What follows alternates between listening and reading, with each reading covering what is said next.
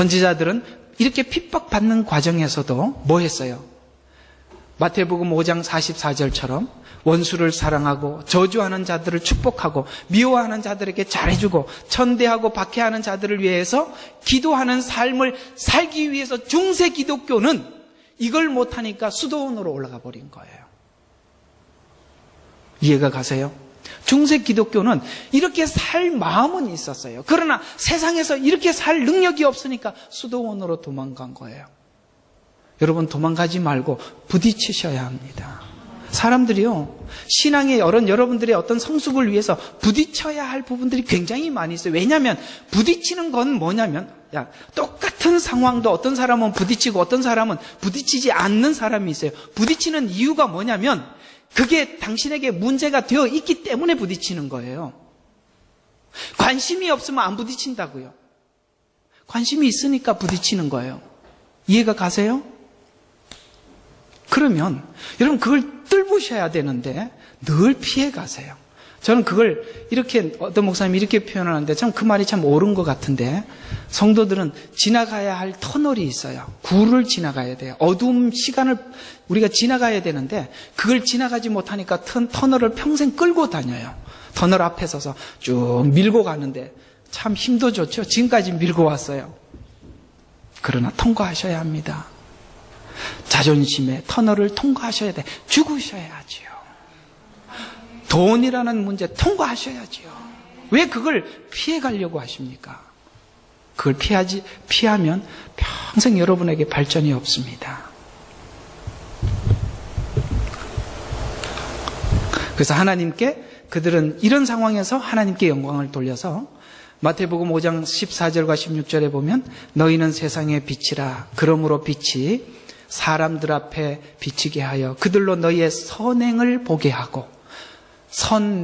행함이, 믿음은 마음으로만 가지고 있는 것이 아니라 삶으로 나타나는 선행으로 표현되는 거예요. 나는 믿음이 좋은데 표현이 안 돼. 글쎄, 참 이상한 말이지요. 그럴 수 없지요. 선행을 보게 하고 하늘에 계신 너희 아버지께 영광을 돌리게 하라. 이것이 보물을 하늘에 쌓아두는 것이라고 정리하고 있다. 하나님께 영광된 삶을 살아가기 위해서 하나님께 구하는 기도, 금식, 구제, 이런 덕목의 삶을 실천할 때 사람에게 보이려고 하는 유혹을 반드시 극복해야 하는 이유는 받을 보상이 하늘에 있음을 인식할 때만이 극복할 수가 있어요. 아멘이시죠? 오늘 이 말씀을 잘 기억하셔서 여러분이 사실 하나님께서 여러분에게 준 이 모든 것은, 이 시간들은 여러분이 계속 하나님 나라의 보물을 쌓을 수 있는 기회를 주신 거예요. 오늘도 여러분들이 숨 쉬고 예배 나오고 하나님 앞에 생명을 영장받은 것은 하나님 앞에 이런 기회를 부여받은 시간들입니다. 아닌가요? 맞습니다. 정확히 그렇습니다. 여러분, 우리의 싸움은 밖에 있지 않고 안에 있다는 사실을 기억하셔야 합니다. 고린도후서 10장 3절에서 6절에 보면 우리가 육신 안에서 행하지만 육신을 따라 싸우지 아니함이니 우리의 전쟁의 무기는 육신적인 것이 아니요 오직 하나님을 통하여 견고한 요새. 뭐가 있냐면 우리에게 뭐가 있어요? 견고한 요새들이 있어요. 어떤 요새들이 있는가 한번 봅시다. 무너뜨리는 능력이라. 여러 가지 구상과 하나님을 아는 지식을 거역하여 스스로 죽여 세운. 이해가 가시죠? 하나님께서 이렇게 살으라고 말씀하셨는데 그걸 거역하여 내 스스로 만들어 놓은 어떤 탑이 있어요.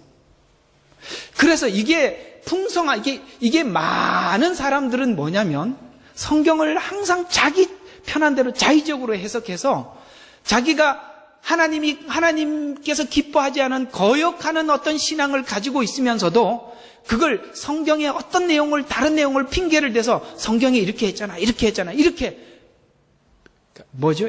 핑계를 댄단 말이에요. 이게 뭐라고요? 이게 거역하여 축혀 세운 높은 거예요. 그게 견고한 요새예요. 그것이요, 바리새인들에게 있잖아요. 그들에게는 깰 수 없는 견고한 요새가 있어요. 그게 뭐냐면 겉은 뭐예요? 회칠한 무덤이에요. 회칠했단 말이에요. 바깥에는 흰색이지만 속은 죽어 있단 말이에요. 이게 바로 그러니까 해결해야 될 견고한 요소인데 하나님의 말씀이 이걸 부수겠다는 거예요. 자, 너희 생각을 사로잡아서 뭐 하는 거? 그리스도께 복종하게 만드는 것. 이게 능력이에요. 그래서 신앙은 경건의 능력입니다. 바울이 이렇게 말을 해줘. 내가 너희의 말을 알아볼 것이 아니라 내가 너희의 능력을 알아보리라. 무슨 능력? 경건의 능력이에요. 바로 이것이에요. 우리가 싸워야 할 부분이에요. 승리하기를 바랍니다. 그리고 각오하고 돌아가시기를 바랍니다. 나는 늘 안 돼. 이거 계속 하시면 안 돼요. 여러분, 신앙은 하나님 앞에 신앙을 요거 이야기 좀 잘 좀 들어주세요. 신앙은 어떤 하나님 앞에 큰 일을 한 가지를 해내는 것이 아니라 평범한 삶이에요. 평범한 삶. 예를 들어서 남자 같으면 아침에 일어나서 저녁 때까지 성실한 하나님의 사람으로 직장 생활하는 거고, 여성 같으면 하루 삼시세끼 식사 준비하는 거예요. 굉장히 중요한 겁니다. 무슨 큰 기도를 하고 하나님 앞에 무슨 큰 동원을 하는 게 아니라 평범한 인생을 살아가는 겁니다. 거기서 어떻게 사는 거냐면 하나님의 사람으로 사는 거예요. 선교사로 나가서 사는 사람만이 하나님의 일을 하는 사람이 아니란 말이에요. 목회를 해야 하나님의 일을 하는 것이 아니라 여러분에게 맡겨준 그 일상의 삶을, 평범한 삶을 사는 거예요. 우리는 뭔가 하나님 앞에 큰 하나님의 일을 맡기기를 원하고, 큰 어떤 역사가 내게 뭔가 큰 하나님의 상상할 수 없는 명령이 떨어지기를 기다리시는데 그런 명령은 안 떨어져요. 여러분의 일상을 살아가라는 거예요. 그 이야기, 이 증거가 바로 이런 이야기입니다. 창세기 12장 1절과 3절에 보면 아브라함에게 말씀하시되 너는 내 고향과 내 친척과 내 집을 떠나 내가 보여줄 땅으로 가라. 그 다음에 쭉 하면서 하나님 이렇게 말씀, 너를 축복하는 자들에게 내가 복을 주고 너를 저주하는 자들에게 저주하라. 이 말이 굉장히 중요합니다. 내 안에서 땅의 모든 족속이 복을 받아. 요 뒤에 있는 너를 축복하는 자에게, 여기서부터 이 말이 무슨 뜻이냐면 아브라함은 특별한 종교적 행위를 한 것이 아니라 그는 평범한 인생을 살았습니다. 그러나 무엇이 달랐냐? 세상 사람과 삶의 목적과 방법과 방향이 달랐어요. 똑같이 살지만 하나님의 사람으로 살았단 말이에요. 그걸 사람들이 보고 뭘 했어요? 그가 우리와 다른 삶, 그가 왜 우리와 다를까? 그가 뭘 모시고, 하나님을 모시고 살아가는 인생으로 살아가는 삶을 사람들에게 보여줌으로 그걸 본 사람들이 축복하기도 하고 저주하기도 했다, 이 말이에요. 이해가 가요? 여러분, 아브라함이 하나님의 사람인 줄 어떻게 알겠어요? 그러나 그들과 삶이 분명히 구별되었기 때문에 세상 사람들은 모든 것이 땅의 목적을 두고 살았고 아브라함은 하늘의 목적을 둔 사람으로 분명히 구별이 되었어요. 그걸 보고 저가 믿는 하나님이 정말 하나님이구나라고 그를 축복하는 자들은 그 아브라함의 삶과 함께 동참을 하게 된 거고, 저건 가짜야라고 한 자들에게는 저주하게 되었단 말이에요. 평범한 삶을 살았지 하나님, 이 아브라함은 특별히 위대한 어떤 다른 특별한 열방을 주께로 이렇게 안 했다 이 말이에요.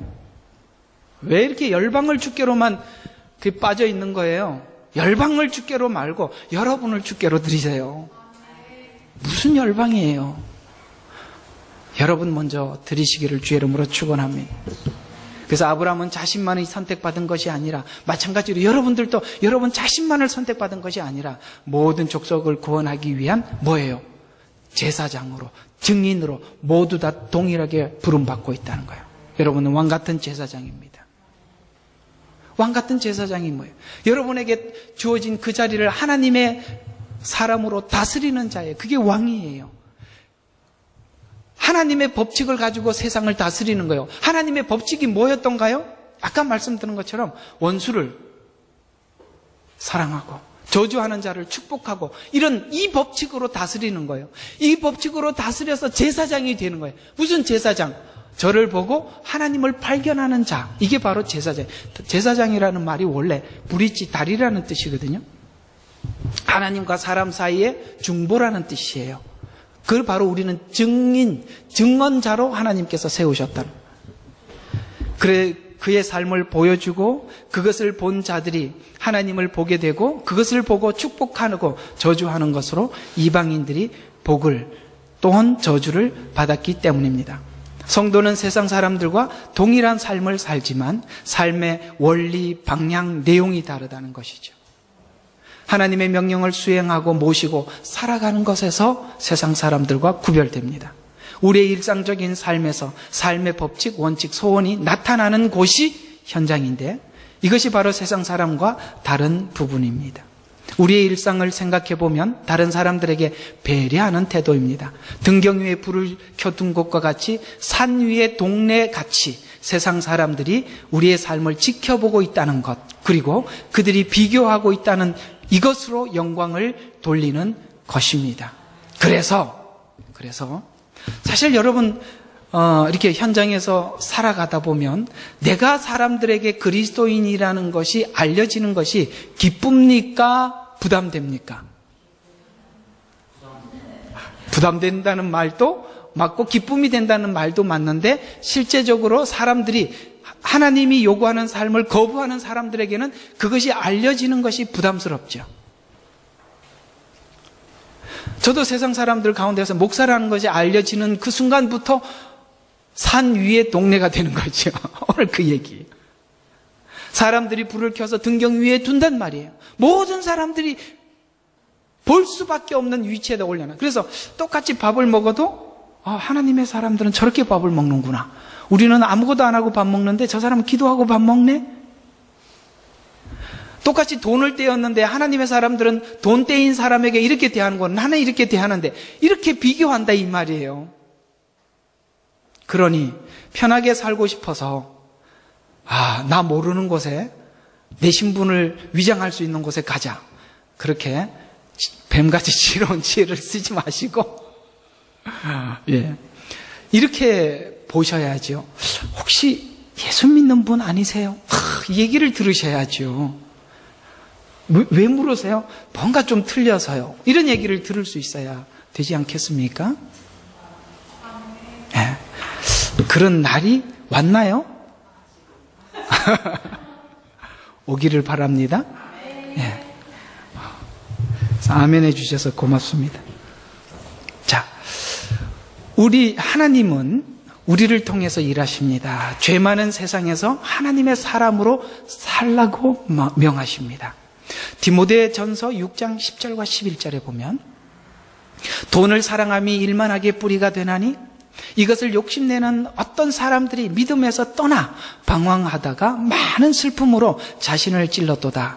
그러나 하나님의 사람인 너는 이것을 피해라. 무슨 말이냐? 돈은 필요한 거예요. 그러나 사랑은 하지 말란 말이에요. 돈 자체가 더럽다는 얘기가 성경이 그렇게 말하는 게 아니에요. 문제는 돈은 사랑하고 싶은 유혹을 받는다고. 여기 말하는 이 돈을 사랑한다는 말은 돈으로 할 수 있는 것을 사랑하는 사람들. 여러분, 우리가 돈이 많아 보면 자연스럽게 어떤 생각이 드냐면 하나님의 필요를 못 느끼게 되죠. 돈이 없으면 하나님의 필요를 더 가까이 느끼죠. 이 이야기예요. 돈을 사랑함이 그래서 뭐예요? 일만 악의 뿌리가 된다는 것은 여기에 유익이 전혀 없다는 거예요. 그러면서 이렇게 말씀해, 부를 꾸짖는 것이 아니라 성실하게 사는 것만이 우리의 책임인데, 자 보십시오. 우리가 성실하게 살다가 부자가 될 수도 있고 가난한 사람이 될 수도 있어요. 성실하게 산 결과가 무조건 부라고 성경은 말하지 않아요. 그러면서 성실한 삶의 대가로 부와 지위에 대해서 손해를 볼 수도 있는데, 본문에서 우리가 돌아봐야 할 것이 뭐냐면 우리가 무엇으로 자존심이 상하는가, 그 다음에 나는 무엇으로 화가 나는가, 자존심이 상하고 화가 나는 것이 그것이 내가 어디에 내가 가치 있게 여기는 것에서 자존심이 상하죠. 나는 거기에 대해서 가치를 별로 느끼지 못한다면 전혀 자존심이 상하지 않죠. 그러니까 어떤 사람들은 어떤 일만 닥치면 굉장히 자존심 상해 하시는 분들이 계세요. 그건 바로 여러분이 거기에 가치를 걸고 있기 때문에 그렇습니다. 뭐 때문에 화가 나시나요? 어떤 사람은 똑같은 사건 앞에서 하나도 화가 안 나는데 어떤 사람은 굉장히 화가 나요. 왜요? 그걸 가치 있게 여기기 때문입니다. 그걸 통해서 여러분이 어디에 가치를 느끼고 있는지 보셔야 합니다. 또 하나님은 열심히 성실하게 살아서 부자로 만들 수 있습니다. 그러나 열심히 살았는데도 하나님께서 모든 것을 걷어가시고 가난하게 할 수도 있습니다. 그러면 세상 사람들은 열심히 했는데 걷어가면 절망하지요. 그러나 우리는 걷어가도 성실하지요. 이게 다르다 이 말이에요. 이게 다르다는 거예요. 그래서 아삽이 하나님 앞에 시편에 이렇게 고백하지요. 하나님 나를 부하게도 마옵시고 가난하게도 마옵시고. 또 바울은 이렇게 고백하죠. 나는 부에 처할 줄도 알고 가난에 처할 줄도 알고. 무슨 뜻이에요? 부와 가난이 나의 신앙에 어떤 영향도 끼칠 수 없다. 나는 가난해도 여전히 하나님 앞에 성실하고 부에도 성실하다. 가난한 사람들이 왜 부한 게 위험하냐? 부하고 나면 가난의 보상을 받으려고 하니까.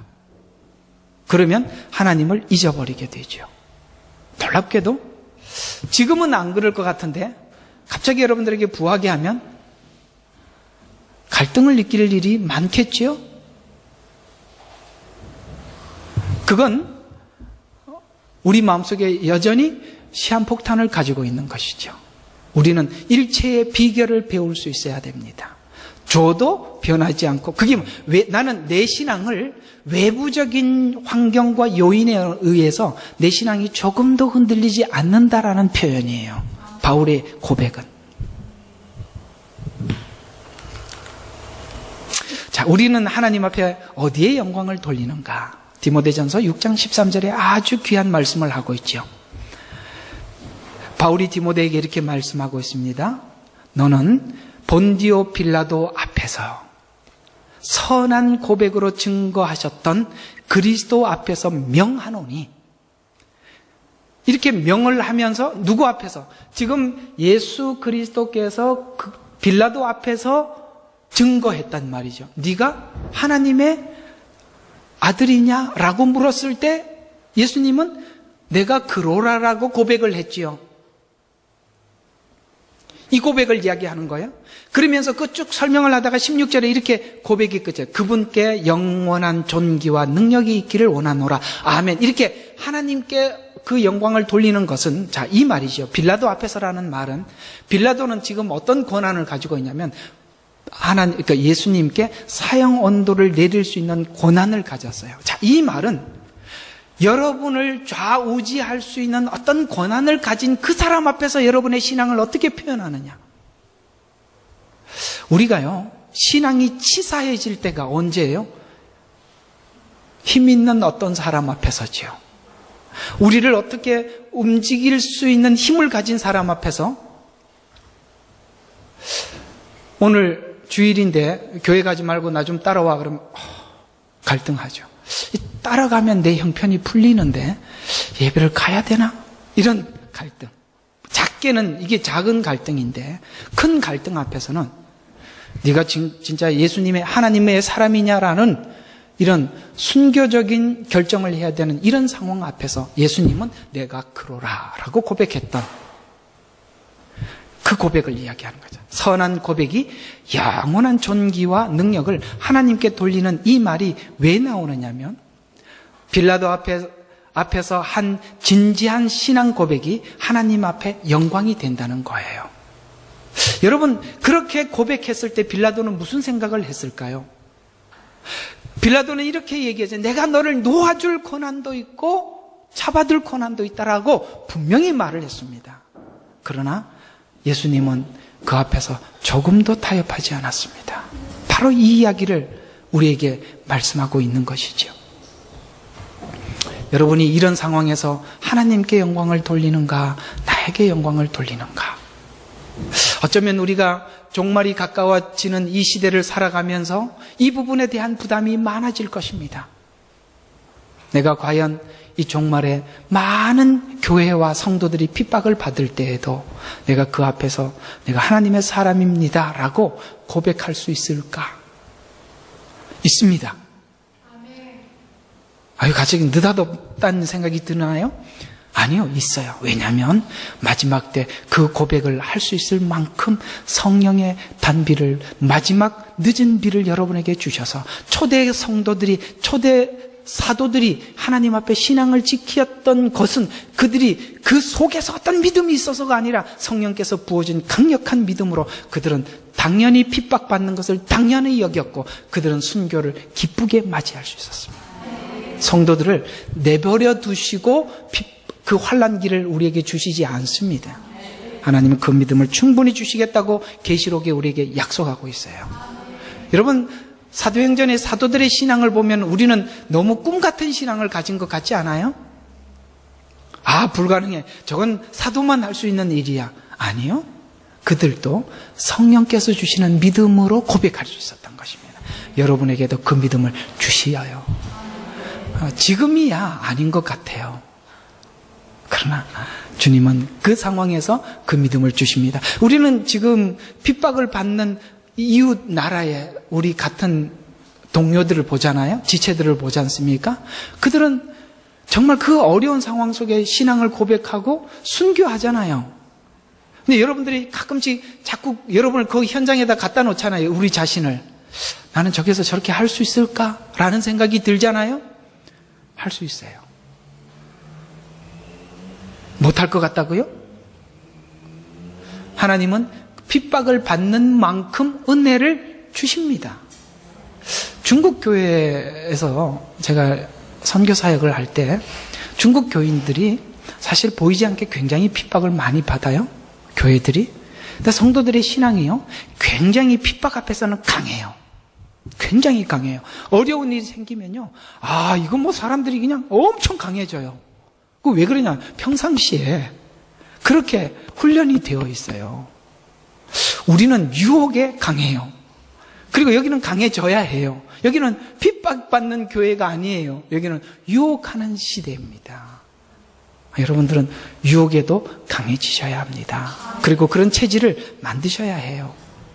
신앙생활을 한다는 것은 큰 영향을 미치는 자리에 가는 것이 아니라 우리 인생, 가정, 지위, 돈을 어떻게 쓰는가, 하나님을 모시게 어떻게 사는가. 그래서 하나님께 하나님을 증거하기 위해서 지위와 능력을 달라 할 필요 없이 무엇을 맡기든지 믿는 사람들답게 사용하는 것이고, 병약한 것도 하나님의 사람으로 감수하며 살아가는 것이죠.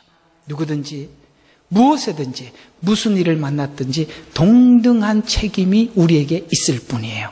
지금 여러분이 이 상황에서 하나님이 후에 어떤 상황으로 만들어갈지는 몰라도 동등한 상황에 우리는 다 동일하게 서 있는 겁니다. 부한 자나 병든 자나 그 자리에서 하나님의 사람으로 살아갈 뿐인 거예요. 그런 의미에서 지금 여러분에게 맡겨진 그 일을 잘하십시오. 남자는 남성으로서, 아버지로서, 남편으로서, 여성은 어머니로서, 아내로서 그 자리를 지키는 겁니다. 결론을 내리겠습니다. 왜 보물을 하늘에 쌓아두어야만 하는가?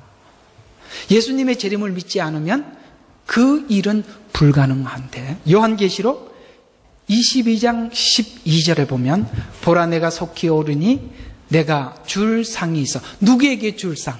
바로 지금 하나님께서 보물을 하늘에 쌓아둔 그 상을 가지고 와서 주겠다는 거예요. 그 상은, 하나님께 받은 상은 영원히 여러분 것이 되는 거예요. 이걸 저는 좀 이 부분에 대해서 굉장히 좀 못마땅하게 여기는 사람인데, 이걸 하나님 앞에 봉사하고 헌금한 거, 뭐 선교지에 선교 헌금한 거, 이것만 올라갔다고 얘기하는데, 그게 하나님이 받으셨는지 안 받으셨는지 주님 오셔야 아는 거예요.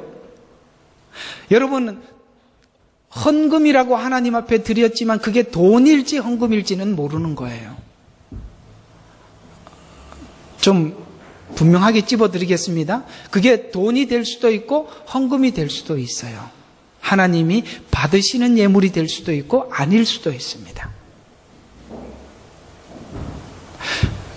그런 의미에서 저는 저희 교회에 이렇게 헌금한 사람들 명단을 안 적는, 그것도 여러분들에게 그걸 극복하고 그냥 씨름하지 말고 넘어가라는 뜻에서 그 명단을 안 적으면, 적고 거기다가 금액 얼마까지 했다고 이렇게 하면 그 얼마나 시험에 들겠어요. 안 한 사람들은 또 얼마나 마음에, 안 한 사람들은 마음에 얼마나 또 뭐가 들죠? 주눅이 들겠어요. 한 사람들은 얼마나 자랑 삼겠어요. 하나님만 아시게 하십시오. 하나님만 아시면 되는 거예요. 예. 그 다음 요한계시록 22장 10절에 20절에 이런 일들을 증거하신 분이 말씀하시기를, 뭐라고요? 요한은요, 하나님의 환상을 보고 주님이 이 땅에 다시 오시는 것을 눈으로 보고 이렇게 하나님 앞에 고백했어요. 이런 일을 증거하신 분이 말씀하시기를 반드시 내가 속히 오리라, 이렇게 말씀하시니까 이렇게 대답을 했다고요. 그러하옵니다. 주 예수여 오시옵소서. 요한계시록 성경의 마지막 장 마지막 절이 이렇게 끝난다는 걸 아셔야 돼요. 여러분의 신앙의 끝은, 이 세상에서 천상에 대한 모든 이야기들은 성경이 기록하고 있지 않지만 우리가 이 땅에 살면서 신앙의 끝은 바로 이 고백 속에 사는 겁니다. 왜 요한계시록 다음 다른 성경이 없느냐? 여러분의 신앙의 최고 고백입니다. 하나님을 전부 알고 하나님에 대해서 모든 것을 깨우쳤을 때 우리는 하나님 앞에 이렇게 고백하지요. 그러하옵니다. 이 말은 동의합니다. 이 말이 아멘이라는 뜻이에요. 그러니까 아멘 이야기를 좀, 그러하옵니다 이렇게 대답하지 말고 아멘 하시면 돼요. 예. 그리고 뭐라고요? 주 예수여 어서 오십시오.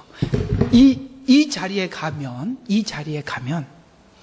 여러분은 충분히 여러분의 모든 신앙의 약점들을 극복하실 것입니다. 그래서 신앙은 여러 가지 형태가 있어요. 자, 십자가 신앙, 그 다음에 부활 신앙, 그 다음에 예수님이 부활하시고 뭐 하셨어요? 승천하셨어요. 승천 신앙. 그 다음에 뭔 신앙? 재림 신앙. 여러분, 신앙은 어디까지 가야 되냐? 재림 신앙, 그죠? 어떤 분은 너무 십자가 신앙만 이야기, 너무 율법적이에요. 여러분, 재림을 믿지 않는 십자가는 너무 고통일 뿐이에요. 십자가 뒤에 부활이 있음을 믿고 심는 거예요. 그리고 부활하신 주님은 부활한 것으로 끝난 것이 아니라 승천하셔서 지금 뭘 하고 계세요? 두 가지 하시죠. 우리를 위해서 중보기도 하시고 우리의 처소를 준비하고 계십니다. 그걸 믿으셔야죠. 우리가 하늘에 보물을 쌓아두는 걸 가지고 주님은 처소를 준비하고 계십니다. 그 준비한 것을 우리에게 주기 위해서 다시 오신다는 이 믿음까지 가셔야 여러분의 신앙이 온전해지는 거예요. 재림신앙. 그래서 요한계시록은 오직 우리에게 재림신앙을 강요하고 있고, 그 재림신앙이 하나님 앞에 율법적인 신앙이 아니라 여러분 스스로가 자원하는 신앙이 되도록 성경은 인도하고 계시는 것이죠. 이 자리에 서기까지 하나님의 일하심이 여러분의 생애 속에 함께하기를 주의 이름으로 축원합니다. 기도하겠습니다. 하나님 아버지, 고맙고 감사합니다. 오늘도 귀한 말씀 주셔서 감사를 드립니다. 사랑하는 우리 주생명 선교교회 성도들이 모두가 다 오늘도 이 말씀을 듣고 주님이 다시 이 땅에 오셔서 우리를 위해서 준비할 상을 가지고 오심을 믿어 하나님, 우리가 이 모든 것을 뛰어넘고 사람이 결코 장애물이 되지 않는 하나님만 바라볼 줄 아는 자발적이고 자원적인 신앙을 하나님께서 사랑하는 성도들에게 부어주시고 성령께서 우리에게 말씀하시고자 하는 이 말씀들을 저희들이 깨달을 수 있는 귀한 은혜를 베풀어 주시옵소서. 이제는 우리 주 예수 그리스도의 은혜와